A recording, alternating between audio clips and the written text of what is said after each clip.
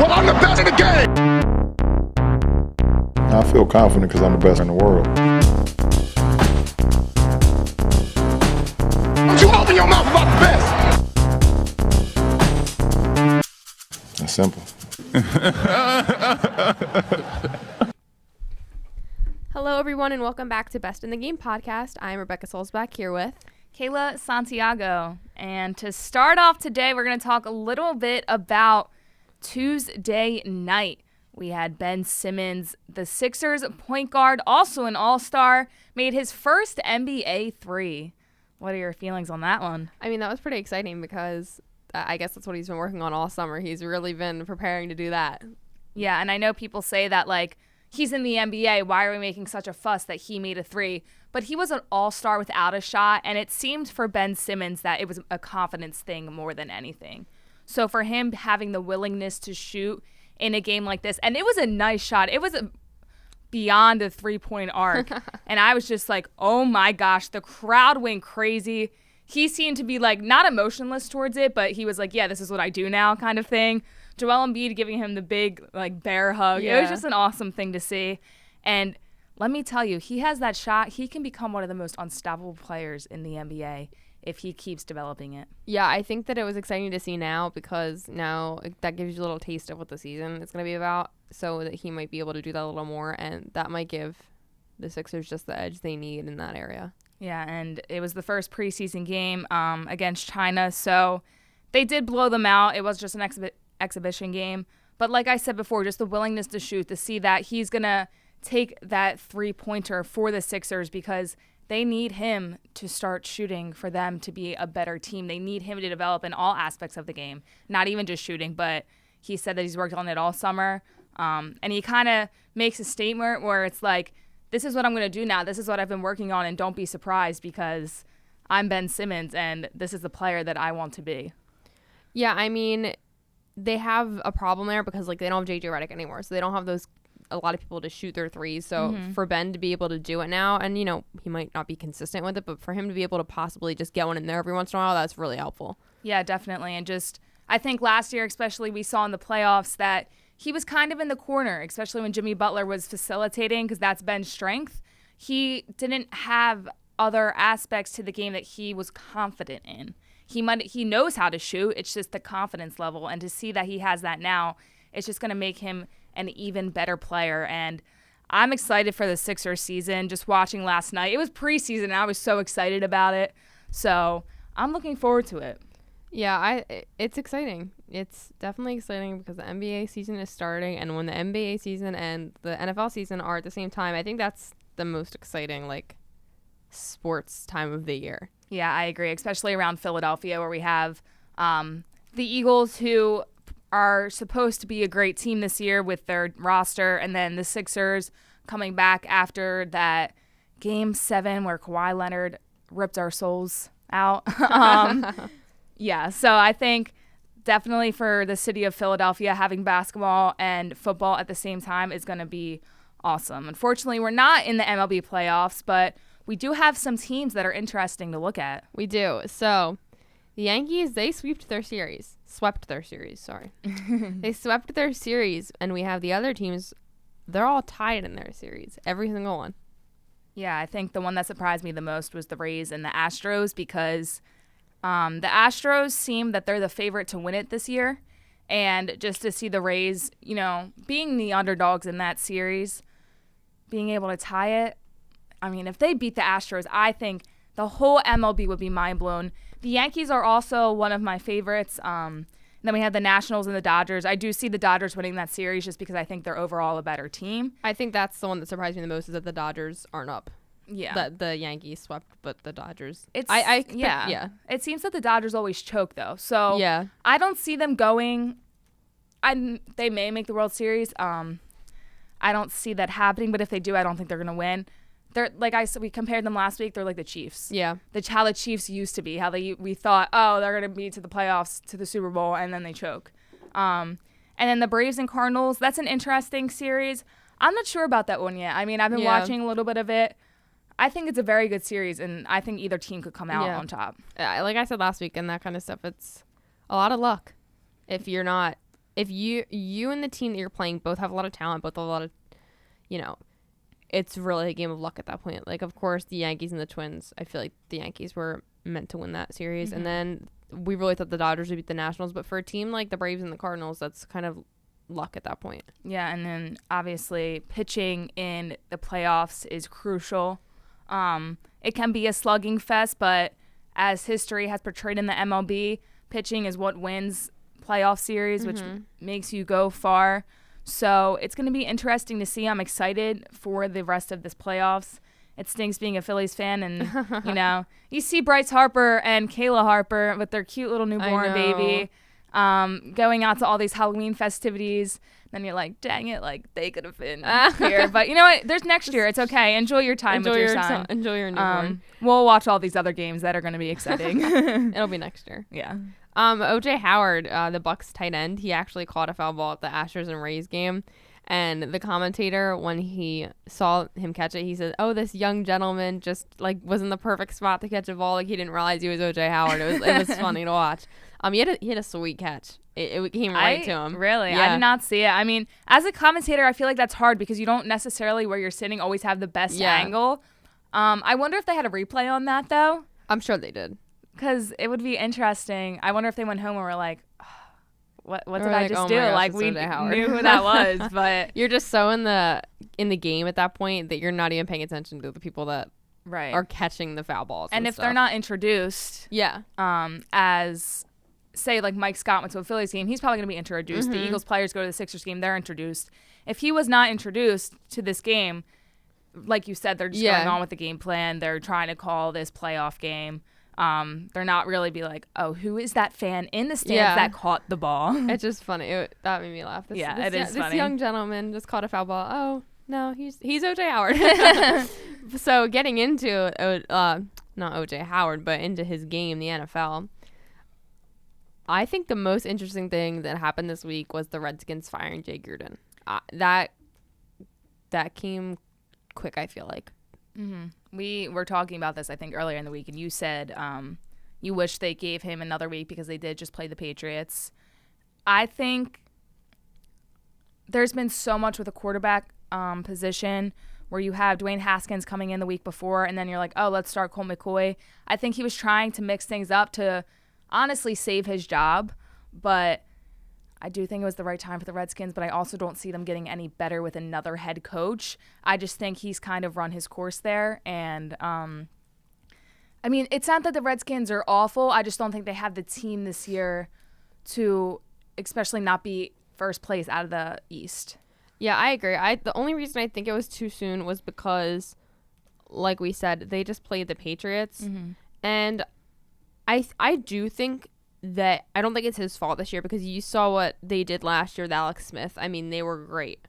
And then the quarterback got hurt. So I really just think that it's the team that's kind of falling apart, which that happens. That you have a good year and you have a bad year. But when you have this issue at quarterback where you have three guys that are kind of just all right now backup quality, I would say, it's hard to have to decipher like who's going to play.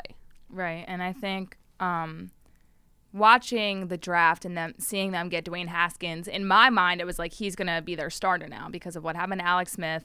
Colt McCoy did get injured last year, so I didn't think he would be their starting quarterback. And then they bring in Case Keenum, and you're like, okay, I guess they're not starting Haskins. They just drafted a backup QB, it seems like.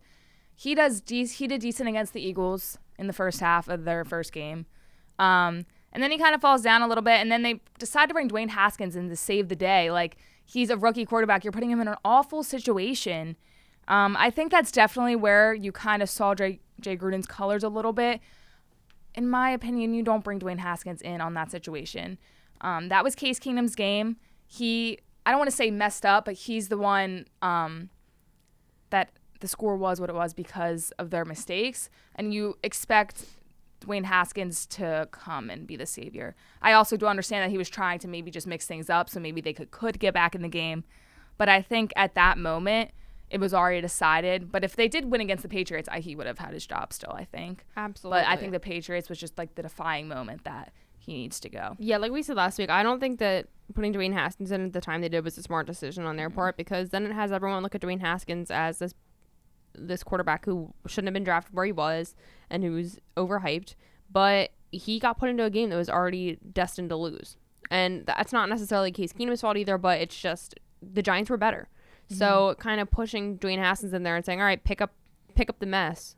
Like, that's not right, because you want to, like they did with Daniel Jones. They gave him a whole game to start. They gave him a whole game to prove himself when they thought that Eli wasn't doing it anymore. Right. So they should have finished the game with Case Keenum and said, all right, Dwayne, we'll put you in the next game. It's not like they were losing 43-0. Like, they didn't need to put him in. I get why. They just wanted to mix things up.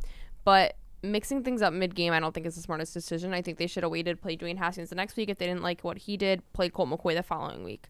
Right. Because now you have this issue. You obviously are not. It's just no coach is going to go into a game and say we're going to lose.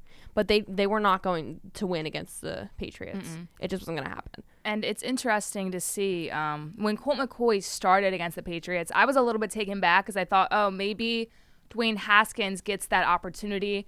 Like you said, I didn't see them winning that game either, but you only put him in for half the game against the Giants in a really tough situation. So, yeah, he's maybe not going to win against the Patriots, but maybe you'll see the potential that he has.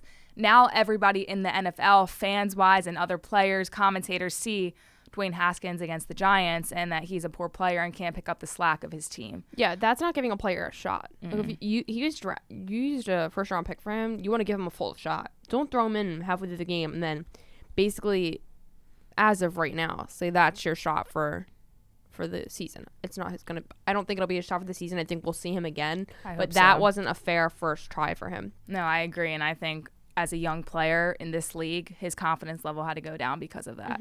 And when you have a coach that doesn't believe in you, when you're kind of up and down on yourself because you're going into a situation that is kind of unfair. I get it's the NFL and like they definitely need to be prepared for everything, but you can't just put them in that game and be like, that's it. That's all you get. So I feel that maybe having a new coach in there will give Haskins some hope, will give the Redskins some hope. Like I said, I don't think this is going to make them a playoff team, but just to have those younger guys instill some confidence in themselves for seasons going forward. I think what really hits his confidence the most is that people said that he was going to be better than Daniel Jones. I mean, that wasn't really a question to us, and Daniel Jones is starting. And you're watching Kyler Murray. He's starting. So all these guys that he got drafted with are starting. Gardner Minshew's starting, and he's doing great. So I think that he's probably lost a lot of confidence in, like, why are these guys starting? And then I get my chance, and it's not even a fair chance. Right. I know I would be kind of taken back by that.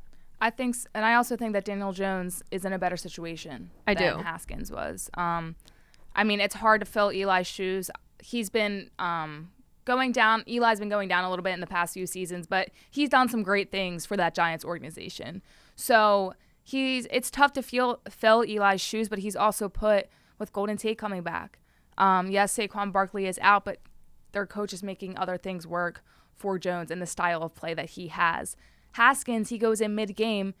He's not able to connect with those receivers. He hasn't been the starter at practice, so they're not used to his game style. He's not used to their game style, and he's just put in a very different position than the other starting quarterbacks that were drafted. Yeah, I mean, it'll be nice for the Giants because Saquon will be back soon. I'm pretty sure they decided he will definitely be out this Thursday night because they'll play the Patriots this Thursday night, so that's going to be difficult. Yeah. But I'm pretty sure Wayne Gallman's also out with a concussion. But yeah, I think that they're two totally different situations there. With the Giants, you have a quarterback who was kind of on the end of his career, so you put the next one in, just how, that happens. And over in Washington, you have three guys who are just kind of all okay. Mm-hmm. So you just kind of have to decide, what one are we going to use? And I don't think that's necessarily fair because it's not like you have a Drew Brees and a Teddy Bridgewater. Like, that's a definite decision. You know who's or starting. Or a Carson Wentz and a Nick Foles. Exactly. But, yeah. So that's their issue there, I think. Mm-hmm. But hopefully it gets solved, and hopefully Dwayne Haskins gets somewhat of another try because I think he's deserving of it, just as everyone else was in his draft class. So moving on from the Patriots, they are one of the 2 undefeated teams, and the 49ers are actually the other one. They did have a bye, so they haven't played as many games as the Patriots, but the 49ers crushed the Browns the other night. They really crushed the Browns. Baker Mayfield, they ended up taking him out at the end of the game, which I get it at that point. Like, it's not that big of a deal, but Baker did not have a good game at all. He's very inconsistent. Yeah.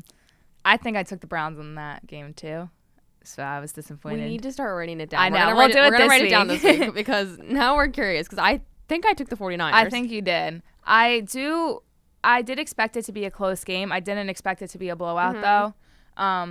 The 49ers did have their bye. They had a little bit more practice time. Baker, he might be a little bit inconsistent. I don't necessarily think they played a good team. It's not like they played the Jets. Yeah. You know what I mean? They played an I agree. undefeated team in the 49ers. So he's a young guy. He's going to struggle. I think, though, that we all underestimated the 49ers and how good they might actually be this year. The 49ers defense was absolutely insane the other night. Richard Sherman and Nick Bosa. Mm-hmm. They Nick were Bosa. ridiculous. What a steal of the draft. Yeah, I mean, for he went real. second overall, but I don't know. I was surprised that it was a blowout, but I think we're going to be in for a ride with the 49ers this season. I think they have a chance. And going into this season, I thought they were going to be good. I definitely did not expect this. That was the first time they went. They've been undefeated for their first 4 games in a really long time. I'll find when it was, but it's been a long time since they were 4-0 at the beginning of the season. So it's like, oh my gosh, are the 49ers coming back? Is Jimmy G going to do it? Like, I think Jimmy G is a decent quarterback. I do I think too. he works for their team. Mm-hmm.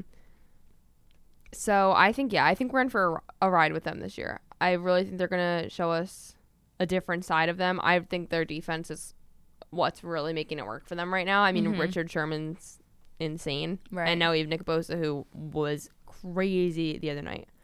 But then you do have the problems on the Brown side. Like, Odell, like, he fumbled the ball. Mm-hmm. So that's Which is something you don't really see. That's weird. That's not Odell. Mm-hmm. We all saw the Browns as this team that had so much talent. And like we said, Kayla and I said, this is not going to be their Super Bowl year because they have to learn how to use the talent between the team. So they have to learn how to make different players mesh and see who fits right in each position versus another guy. And right now, they're not meshing well. They mesh well every other game. Yeah, Odell, I don't know. As we said before, this is a younger team, a newer team. They're going to take a while to mesh. And right now, they're just not doing it. I think that's what was expected, though, this year. We saw that. I don't know if other NFL fans saw that. I think automatically they were like, this is such a talented team. They get Kareem Hunt back soon. They're going to be awesome. But it always doesn't work like that. Sometimes you need a season to actually bring all those guys together because Baker Mayfield, he's a young quarterback. He needs that experience, and he's playing with a guy like Odell who has a huge personality, who wants to win all the time, who's a great wide receiver. And as we saw the other night, things are just not working between them. And I don't know if that's their playing style's different or there's miscommunication at practice. Personally, I just think it's early in the season. They haven't played together. This is their first year playing together. Things are still very new. That's my take on it. I agree. I think it's just early in the season right now, and hopefully we will see them come back and do something else. But I also think it's that Odell is an insanely good wide receiver. And for him to be taking passes from Baker is not where he fits in best because Odell wants the ball all the time. That's all he wants. And Baker can't give that to him because Baker's not a consistent quarterback, which is fine. There's really not many quarterbacks that are really consistent at this day and age. Kind of going off what we were talking about, OBJ, there are trade rumors that the Browns might want to trade him. I don't know how true this is. I actually saw it this morning, and I saw that the Eagles are interested. Yeah, also, I saw that last night, and I was scrolling through my Instagram feed, and I'm like, what the heck is this? Like, this is out of nowhere. Yeah, I don't know how interested the Eagles would be. it would make sense if they think that Deshaun Jackson is going to be out for a long period of time. That's the only way I could see them getting him. But if they know Deshaun's going to come back, in my opinion, that's not going to work. You have Alshon Jeffrey, you have Deshaun Jackson. These guys all want the ball. These personalities are going to clash because Carson, he's going to try and target all of them, but Deshaun Jackson is your deep threat. Alshon Jeffrey is your best wide receiver on the team. OBJ comes in. Where does he fit in between all of that? I think that the Eagles need to focus more on the talent that they have than making trades, because they have good talent and they just need to make sure that these guys are using it correctly. Mm-hmm. Because like you said, Deshaun Jackson's their deep threat, and once he comes back, that's what they're going to use. And we saw at the beginning of the season the connection that was made. Mm-hmm. You don't need Odell in there, because it's going to be Odell fighting for the ball, because that's the kind of personality he is. And I feel like in Philly too, the fans are crazy, and Odell's going to want to give the fans what they want. So for him to have to fight for the ball between all those wide receivers, they have a good handful of wide receivers there. I think they just need to perfect what they have. I agree. And Odell, he's a competitor. I mean, this is the NFL. He wants the ball. But Doug Peterson is also about sharing the ball and using every single guy on that roster. Like I said, the only way I can see them making this trade is if we get an alert that Deshaun Jackson is out for the season. Mm-hmm. I'm hoping that's not the case, because Deshaun's one of my favorite players to ever play as an Eagle. But also, when Howie makes trades, it's quiet. I personally think this is a huge rumor that's going to get blown out of proportion. I think the Browns will be dumb to trade Odell, in my opinion, because then you got him from the Giants. Yes, they might not be meshing well right now, and as we saw that on Monday, but not only did you get him from the Giants, you got him for dirt cheap from the Giants. Exactly. Dirt cheap. I could not imagine them giving up that talent. I don't care what you're getting from it. The Eagles don't have anything that the Browns need. Honestly, the only thing that I could see them trading is maybe Nelson Aguilar. But I don't think that would work out well. Nelson is not at Odell's level. Nelson's a younger player, though, and so is Baker Mayfield, so maybe they'll see that as a mix. But Nelson is a talented player. I'm not saying that. It's just Odell has a lot more experience. Yeah, I think that Odell should stay where he is. I don't think they need to touch that. I don't think there's a point. I think that doing that right now would be jumping the gun. Like, it's like we said, it's still early in the season. I see this as early in the season. But I don't think it would help either team, really. I don't think so either.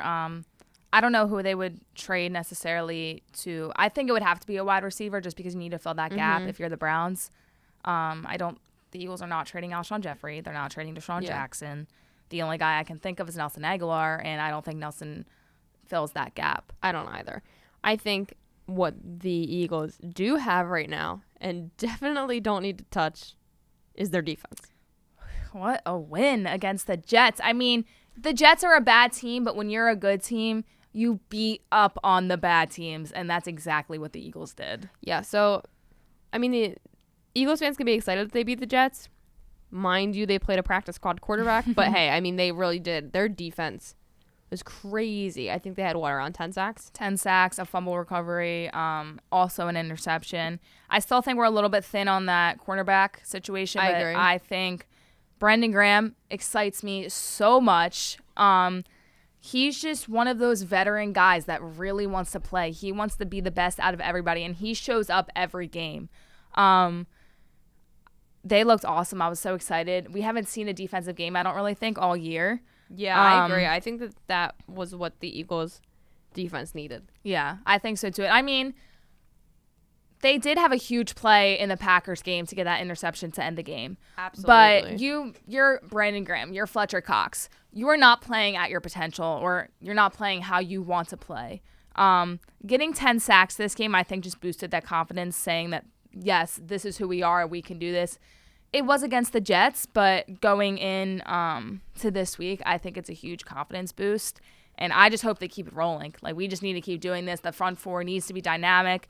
The corners need to step up, because it's a next man mentality for the Eagles. So I was excited. That was a good game. Yeah, and this week they play the Vikings. So it's not that it'll be as easy as the Jets, but it's still a chance for their defense to show their talent and show that they're able to get this many sacks. They're able to get this many interceptions. I mean, I'd love to see another Malcolm Jenkins like he did with the Packers. Like, hopefully we see some more of that chemistry that they have there, and it's crazy. Yeah, I think Malcolm Jenkins always steps up. He's the vet back there as a safety. He helps those younger guys. I really like Rodney McLeod as well. I think last year tore his ACL, I believe, and he was playing well last year, and I think this year he wants to make a statement. Rasul Douglas coming in, he's one of the backup guys. He's supposed to just be a depth guy, but he stepped up so much this season. He has stepped up. I'm excited to see where this takes him throughout the year. Meanwhile, we lost Darby, who hasn't had the best season so far. Maddox, Jalen Mills is still hurt. Crayvon LeBlanc, love that guy. I want him back, but I think these guys are realizing what it means to be the next man up mentality, as Doug Peterson kind of lives by, and they are stepping up. And Orlando Scandrick. Oh yeah, my gosh, I forgot my former Cowboys. Yeah, how can we forget about him? I loved him on the Cowboys. I hated seeing him go to the Eagles because I loved him on the Cowboys so much. He made a huge play in that game as well, and I think we haven't heard his name since he got traded, but now that's a huge confidence boost for him. The Eagles cut him and then brought him back. Mm-hmm. So he really got his second shot there with them, and he proved it. And I think he'll stay in it. I think they have nothing to worry about him. I think he's a talent, and I think he shows up when he needs to show up. Mm-hmm. So I think that he fit in well. Yeah, and then that definitely gives confidence in the fans as well to be like, let's look out for this guy now. Yeah, he made a great play. Let's see what he can do against the Vikings, against the Patriots, against the Seahawks. We have some tough games coming up. You do. So, that's the only thing that is kind of scary because you play the Jets and the Vikings back to back, so that should be wins for you guys. But the Seahawks and the Patriots, and you guys also play the Bears, which I thought would be a difficult game. But now we're not too sure with their issue with Chase Daniel and Mitch Trubisky, but their defense is still insanely good, and I do think their defense is going to give your offense a run for their money. Yeah, and I think with the Bears and the Vikings, there's history there. Last year, the Bears basically picked us for them to play because they could have lost to the Vikings, but they lost on that double doink last year. Yeah. I mean, there's a lot of history there. The Vikings coming into our home, all their fans coming in, and we crushed them. Yeah.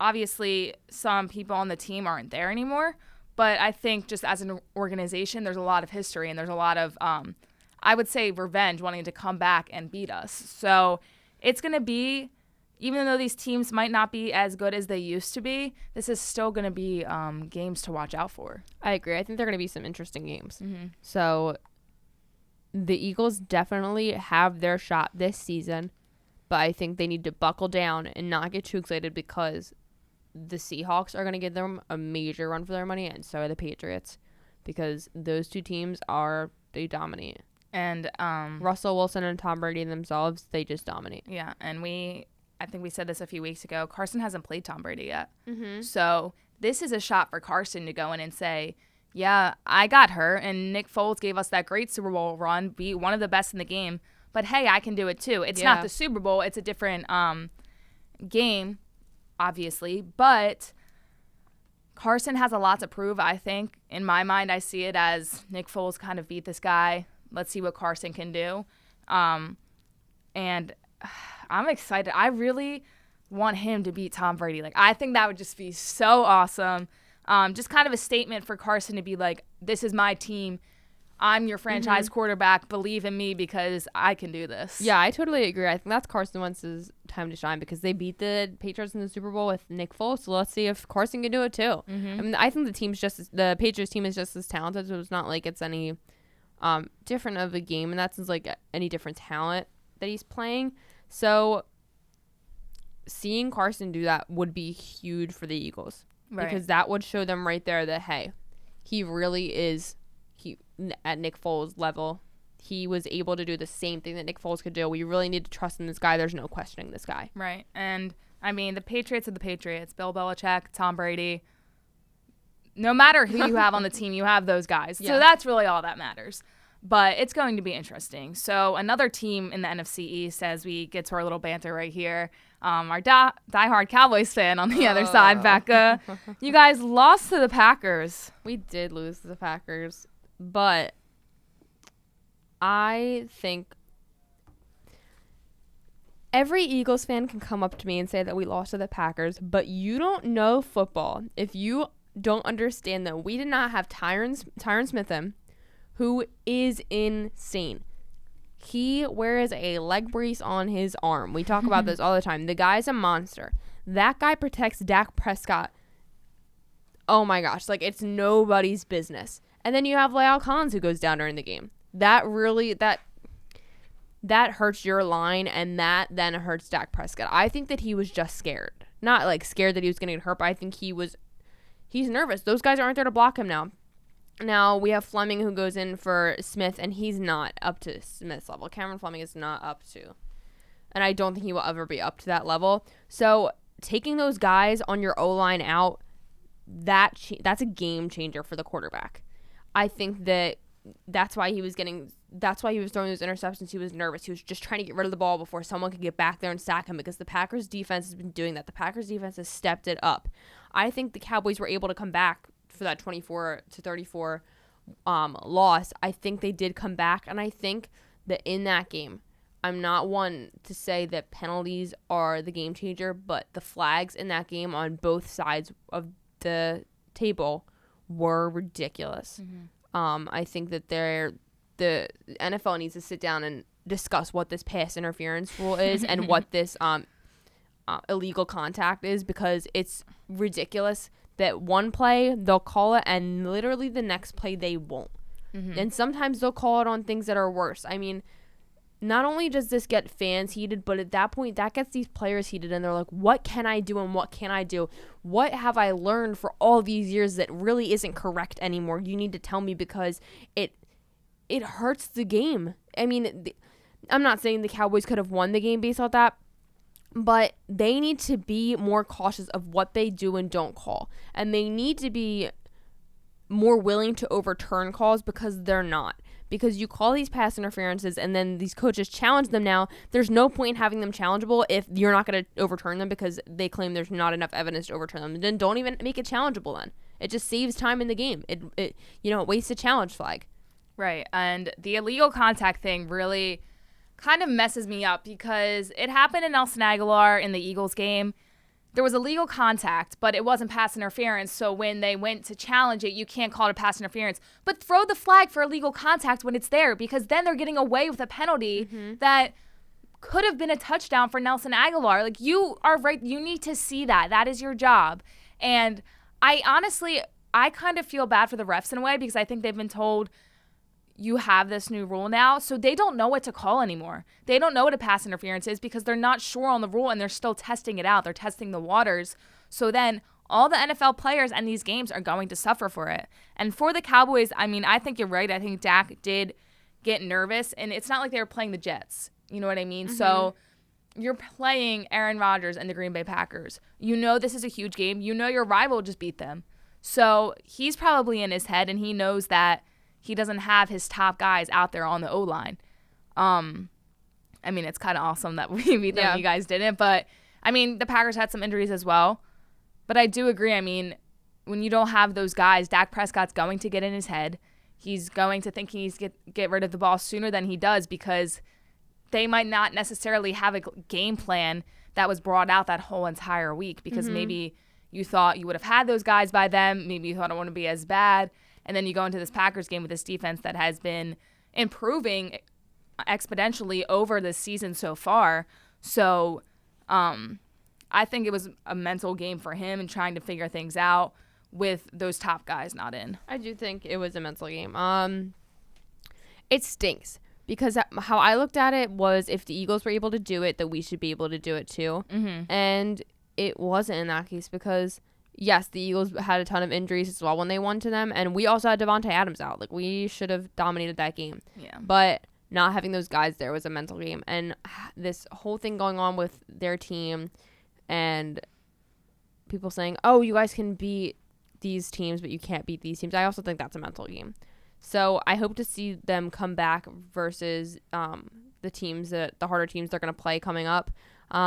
They play the Jets this week, so that should be an easy kind of. It should be an easygoing week for them. Get Darnold back though. I don't think that Darnold. Okay, Darnold just had mono.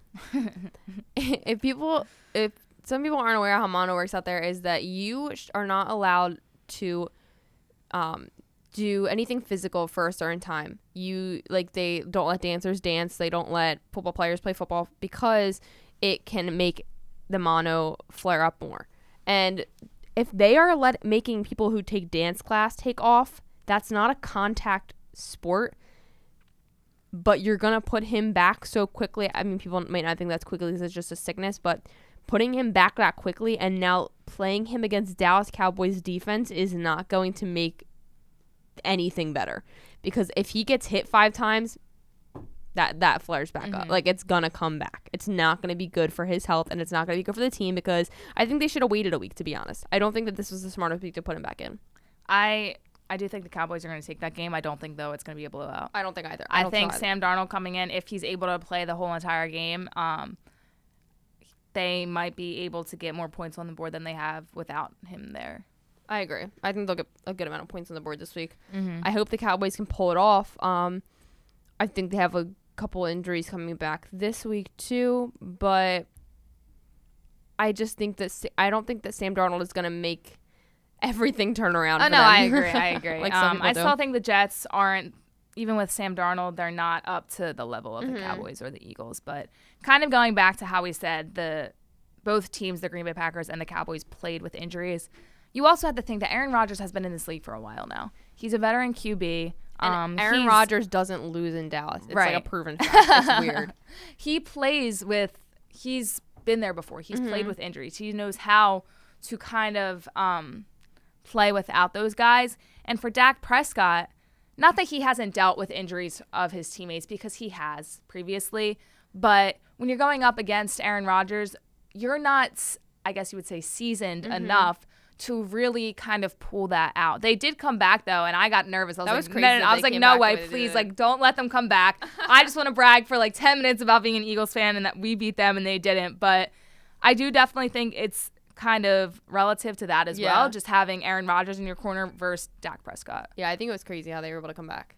Yeah. I think what I found even crazier was Jerry Jones and the rest of the coaching staff, how mad they were and how they backed up Amari on his one catch, these refs were actually ridiculous. You shouldn't be looking at a coach and saying, if you don't like it, then challenge it. Like, be respectful, explain it, and then say, if you don't like it, then you can challenge it. But don't get mad at him.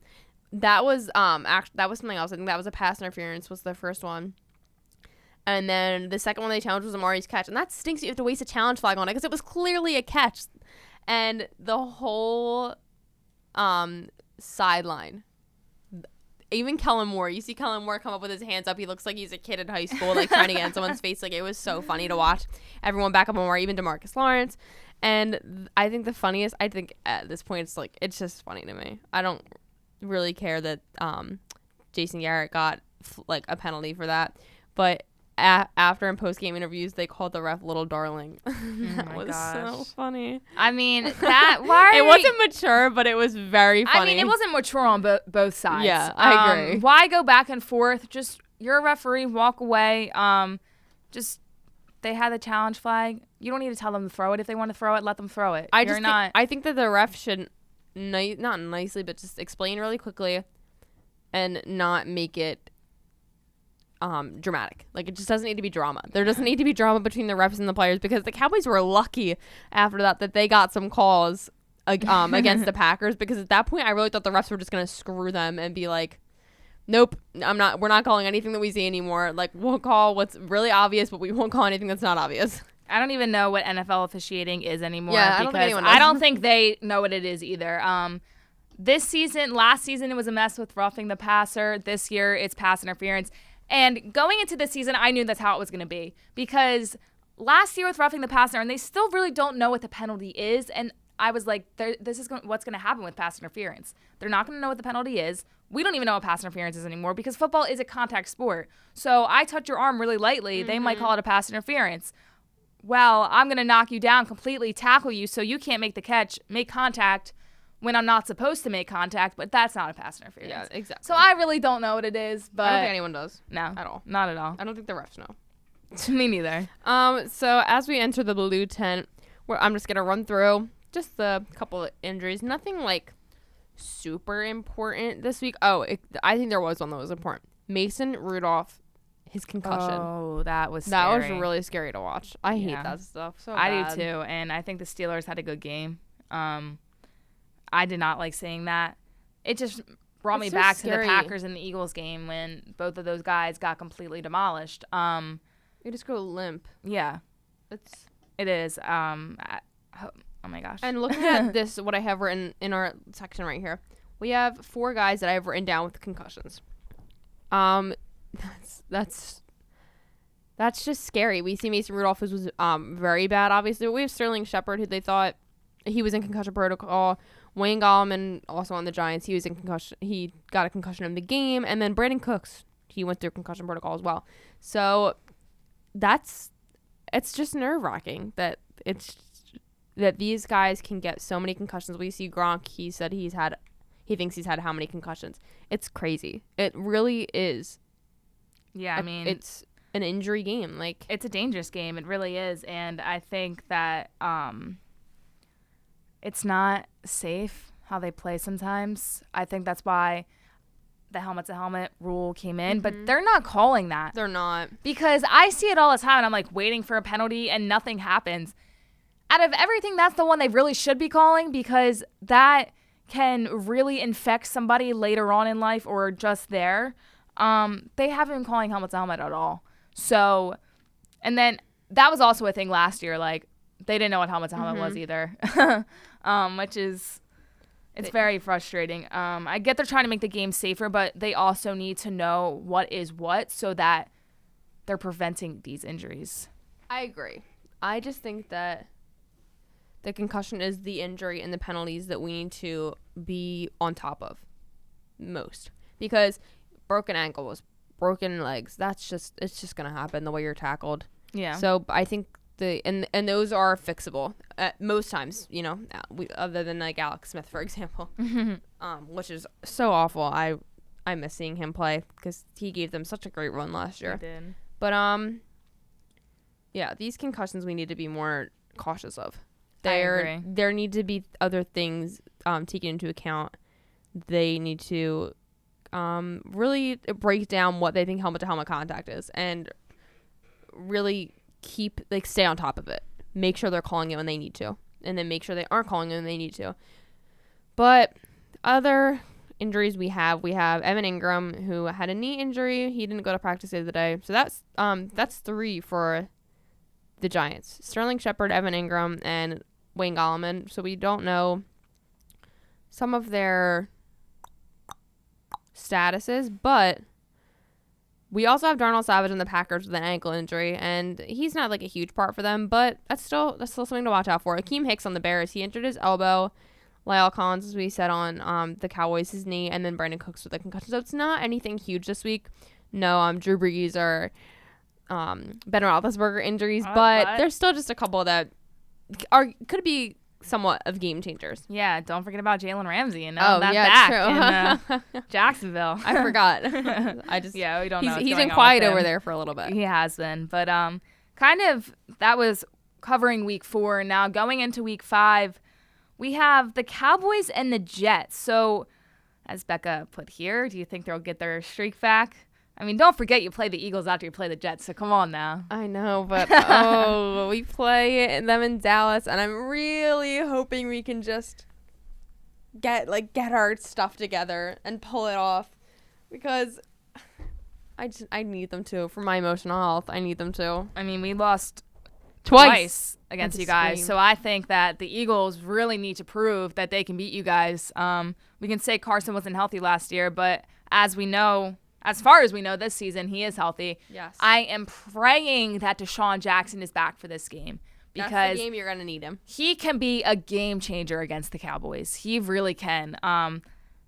He's hard to cover against anybody. So I hate watching the Eagles and the Cowboys play. every game gives me anxiety. Need Actually, so much I'm not gonna- medication during the Eagles and Cowboys game to actually be able to calm down. Like I will pace. I'm a crazy person when they play. I'll either be so quiet and just sitting there with my hands folded, like trying to understand what's going on, or I'm like pacing, like what's happening, like what's going on. So that is gonna be a nerve-wracking game. I'm really not ready for that. I need it to come at like a really quiet point in my life. My life's busy right now. We need to push that game back when I can handle it.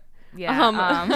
I don't know. I think in my opinion, I think they're going to beat the Jets. I think it's going to be a little bit closer than fans might. I think it'll be closer than how the Eagles and Jets Yeah, game because was. I mean, there was no Sam Darnold for the Eagles game. Not to be mean, but that was kind of a given for the Eagles. No, I agree. But I'm happy they didn't go into that game like thinking it was a given. Yeah, because they showed up. They The did. defense showed up. So I'm happy that they didn't get overconfident. Yes.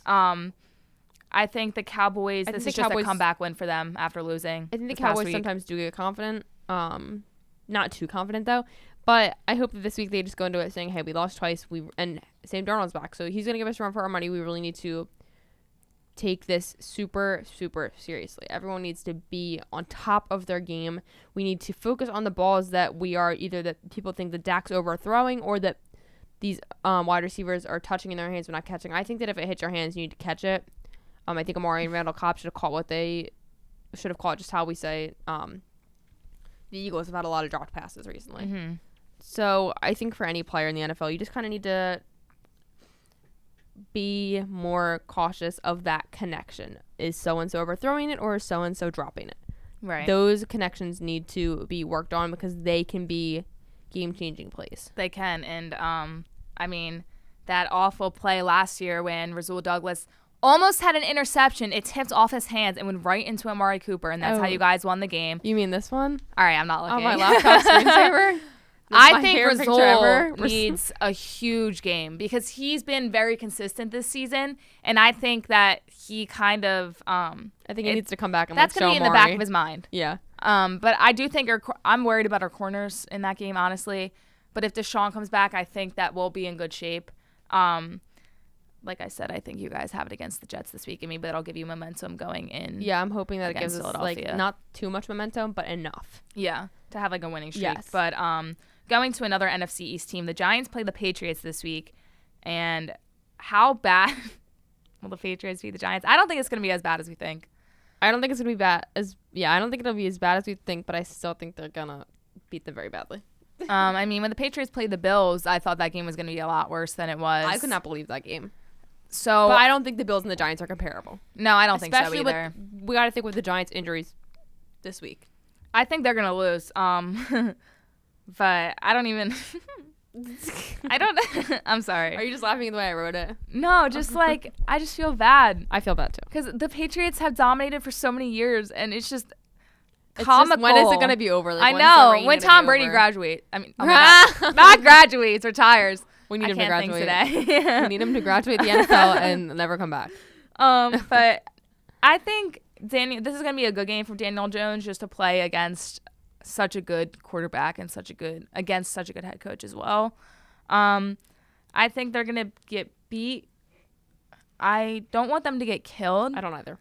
I don't think Just they will. because I think Daniel Jones has a lot of potential, but I don't think it's gonna be that close of a game. Maybe It's I a good predict- Thursday night game though. I predict 14-27. That's my prediction. Like 27-14. I said that wrong. I like that prediction, and I will predict. I'll do like, I like that. I'll take your 27-14. prediction. I do. Okay. I think it's Yeah. a good one. I think it'll be something like that. Yeah, something along those lines. Something close but- to that. Something with that kind of margin. Yeah. And kind of our last little pregame point Which here. we already talked about. Yeah, I but- mean, will Sam Darnold be the saving grace for the Jets? I think they'll be better than they were last week. I don't think Yes. they're going to get demolished, but I also don't. If they were playing the Raiders, it might be a little bit different. But since they're playing. Wait, the Raiders won this week. Oh, they did. Who did they beat? The Bears? Was it the Bears? Yes. I was shocked. In England. I was watching the Eagles, and it came down on my little marker, and I was like, wait a second. I need to look at that again. Not that the Bears have been great this season, but I definitely thought they were out of the Raiders league, I guess you would say. So maybe not. Maybe the Raiders are decent now. I think if the Jets were to play maybe not as good as a defense, they might have a chance of winning. I don't think he'll necessarily be their saving grace, but I think that he'll give some confidence in the team that got completely demolished the following week. Because we had to think going from a third string quarterback to a first string quarterback is obviously going to be a game changer. So hopefully this week he's able to come back and kind of What do you mean hopefully? They're playing your team. Well, I just mean for them. Like hopefully he's able to come back and easily make those connections again, that he hasn't lost any of the skill over the time. Right. And that hopefully the other quarterbacks haven't changed those connections too much. So hopefully they're able to just come back and get back down to business where they were before his sickness. But we can go right back into our Giants and Patriots and now pick who we think's gonna win this week. I'm gonna take the Patriots. Sorry, I'm gonna take the Patriots. I mean, I'm sorry. All right, so we got. I'm gonna write this down. Wait, I have it. Okay, you write yours and I'll write mine. Perfect. All right, we got Sunday at 1. We have the Panthers at the Buccaneers. I'm gonna take the Bucs. I'm gonna take the Panthers. Interesting. Okay, Redskins at Dolphins. All right, listen. I don't know. Because this is ridiculous. This is really ridiculous. The Redskins quarterback situation is completely crazy right now. I mean, now that they just fired their coach, I don't know. I'm going Redskins. This is what I would like to see. I'm going to take the Redskins as well. I'd like to see the Dolphins. I would like to see Dwayne Haskins start in this game and give him an actual chance to play, because they're playing a Dolphins team that's not good. It's not like you're going up against the Patriots. So I will be disappointed. I will change my prediction if Dwayne Haskins does not play. All right. But if he does play, I'm taking the Redskins because I think this is his game to come back. Redskins, parentheses, Haskins. Saints and Jaguars. I'm going to take this. This is actually a good game now because we don't have Breeze and yet. And we have Gardner. Yeah. Who did they play last week? Oh my gosh. The Jaguars or the Saints? The Jags. The Panthers. Right, and they almost won. Like last second they couldn't pull it off. And I had the Jags. I'm going to take the Saints, but I think I was so mad because I was like, I know I picked the Jags this week. I was like, I think Becca took the Panthers. And I was like, did I really? I think you did. And I was like, they're so close to winning. I wish we wrote these down last week. I'm definitely positive. I'm going to take the Saints. I'm also going to take the Saints. Yeah. I actually was really leaning toward taking the Jaguars, but something in me is just saying, take the Saints. The Ravens. Yeah. Bengals at Ravens. Sunday at 1. I'm going to take the Ravens. Seahawks out Browns. Now, this is actually a very interesting game. It's in Cleveland. The Seahawks aren't the Seahawks they used to be, but they still have Russell Wilson, and the Browns have a lot of craziness going on right now. I don't think this is their game to kind of put all the pieces together, in my opinion. Yeah, I don't either. I think the Seahawks will. I'm going to take the Seahawks as well. Will get it done. I think that, like we've said before, Russell Wilson is just a monster. He is. He really I is. love watching him. He's one of my favorite quarterbacks to watch in this league. Eagles at Vikings. I'm gonna. Oh my gosh. Eagles. I want to take the Eagles too. Part of me is like, if they lose this game, then they'll be more. They'll want to beat the Cowboys even more because they'll want to have that revenge. But record-wise, I need them to beat the Vikings because if the Cowboys win this week, then we're gonna be back once again. So I'm gonna take the Eagles. I think that they're a better team. I don't see Deshaun Jackson coming back this week though. Yeah, I don't think he will be. Texans at Chiefs. This is going to be a good game, and it's probably not going to be televised, but whatever. In our area, at least. Yeah, probably won't. I'm going to take the Texans, even though it's at Kansas City, and the Chiefs did just lose. I'm still going to take the Texans. I want to take the Texans too, but I think that I will just take the Chiefs just for fun. I will take it to. So we're not guessing the same thing. I think it's going to be a good quarterback duo. I do Duel, too. not duo. I agree. Sunday at 4:05, Falcons at Cardinals. Falcons. Cardinals. Really? Yes. So that'll be a good one for us to watch out for. I think I think Larry will get it done. You think so? I do. I'm confident. All right, let's go, Matt Ryan. Yeah. So this is going to be a very good game. 49ers at Rams. Ooh, I'm gonna 49ers. take. I was gonna say the 49ers too. 49ers. Because I don't want the Rams to win. I don't either. They bug me a little bit. They do bug me. They bug me because Jared Goff is not at the level that Carson and Dak are. I agree. And he is winning because he has Sean McVay in his ear. I also think that Dougie P should have won Coach of the Year in 2017. And not Sean McVay. They went, I'm pretty sure, 7-9 the season before, and then went 12 and was it 13-3, 12-3, 13-3. I just said so many words in one sentence. No, it has to be 13 because they're 16. Yeah, 13-3. I can't think today, guys. I'm sorry. I don't think either of us 13-3. can. It was just a great season for Doug, and he got that done with the backup without even Yes. getting the Super Bowl. I still think McVay's a great coach, but I'm going to take the 49ers because I don't like Jared Goff either. I think he's It's decent. not that I don't like him. I think he's a good No, quarterback. he but just I bugs think that he's me. overrated. Like, their whole team just bugs me. I'm like, they're a good team. They went to the Super Bowl last year. But I do love my why guy are they a Cooper good Kupp, though. team? Don't say that Jared Goff is better than Carson and Dak. Yes, he went to the Super Bowl and those two quarterbacks did not. But you actually have to watch football in order to say Jared Goff is better than Carson and Dak. Totally agree. So, Cowboys at Jets Sunday at 4:25. I'm going to take the Cowboys, unfortunately. I'll take the Cowboys, but I do give it. It's not going to be super easy. Yeah, I still think it'll be a 2-score game. Yeah. I don't necessarily it's going to be like a 31-6 blowout like the Eagles, but I just think sometimes we forget that the Jets have Le'Veon. yeah, but he's not a one He's man guy, one man not. team. However, we're trying to I talk agree. today. I don't know. We're not able to. Sunday at 8:20, Steelers at Chargers Chargers. because they just had that injury. The Steelers, unfortunately. Yes. Even though they played a great game The last Chargers week. did just yeah, I'm just taking the Chargers. And we finally have another good Monday night game. We thought we had one last week, but it was a blowout. Yeah. Monday at 8:15, Lions at Packers. Ooh, I just want to go back. The difficult thing about the Chargers was they just lost to the Broncos. that's That's true. what I was trying to say, but couldn't get it out of my mouth. We cannot talk today, guys. It's okay.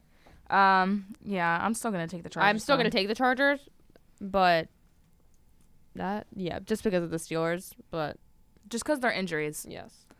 But Monday at 8:15, Lions at Packers. Packers. Really? Yes. I think they're going to be on a roll now. I really think I'm they're gonna gonna take be the on a roll now. Lions, just for fun. Ooh, okay. So what do we have? How many do we have this week where we didn't agree? I think we only have 3. Lions and then Falcons and Cardinals. Not that that's super exciting, but Oh, we had 4. So Texans and Chiefs. And I really think it's going to be the Texans, but I'm just going to take Bucks the Chiefs. and to say it. Panthers. Just going to bite the bullet and take the Chiefs. Yeah. I want to take the Texans, but I'll take the Chiefs. So it's an interesting week for football. It is. I think the Cowboys and the Eagles might have easier games this week. I'm hoping the Vikings aren't going to be as easy as the Jets were, Yeah. but But it should still be- they're still not the Patriots, you know. Adam Thielen did go crazy last week. I know.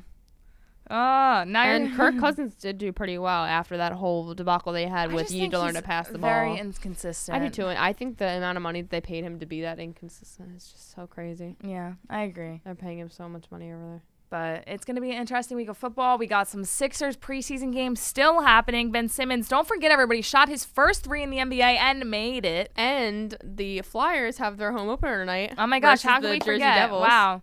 That's going to be a good It game. is. Wow. It is a rivalry for them. Yeah, that is going to be a good game. So, And tickets are very expensive, and the Flyers are projected to do well this year, which hopefully they can because last year that didn't go too well. I feel like we need hockey back in the city. I think It's so, been- too. Hockey and baseball, it's been a while since Yeah. we've been able to cheer on Philadelphia. I think especially hockey because hockey happens during the same season as football and basketball. Right. So It's that's tough. the third of the 3 sports. But baseball is the only sport that's happening like all summer long. Right. So baseball always brings in at least over here, baseball always brings in Philly fans. But we have a little trouble over here with our hockey teams. I agree. I mean, Or I hockey think team. people just like going to hockey games because of the atmosphere. Same Yeah. like football. Even if you have a bad football team, you might still get a sellout just because people like to tailgate. Or same with NBA. Like I love to go to Sixers games. I think they're Yeah. so fun. I mean, though, when the Sixers were really bad, there was nobody Yeah. there. I mean, you could get tickets for I saw somebody tweet, I miss when tickets were $15. And then somebody replied, I don't miss when Sixers were scoring, like, could only win 15 games a year. Hey, if you wait until over here, at least in Philly, it works pretty well. If you wait in the parking lot before you go into the game and buy them on your phone, they'll drop. Like, I got Flyers tickets once, like upper level second row for like $15 each. Yeah, I and, like should do that was with that. the fee. I mean, I think I'm going to try and go to one of the preseason games. His Yeah. tickets are like $8. I would go. And I mean, preseason basketball is not like preseason football. Preseason football, you have so many guys that are probably never going to Yes. play on your team.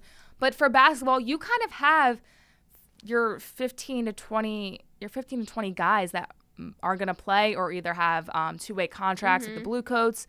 So I also like the Sixers bench a lot. I love Matisse Thybulle, who they got in the draft. Yes, I I think love he Zaire is gonna be Smith. good. I think he's Matisse an is awesome gonna be athlete. good. I think he's going to be the steal of the draft, in my think so, opinion. too. So I enjoy watching the preseason games because I like watching those guys. But so make sure you stay tuned in to Ben Simmons hitting some more threes. Hopefully, we got some Eagles and Cowboys games this weekend, which we're probably both looking forward to. Yes. Hopefully, we'll come back this week and the Birds win, and then we'll be going into rivalry week. Yes. They play the rivalry. Cowboys right after the Vikings, they correct? do. So yeah, so we're gonna have a rival week. We'll be going at it, Well, but get excited and get ready for that. I'm excited. Yeah. So thank you everyone for listening. And as we always end the podcast, go ahead, Kayla, you can start.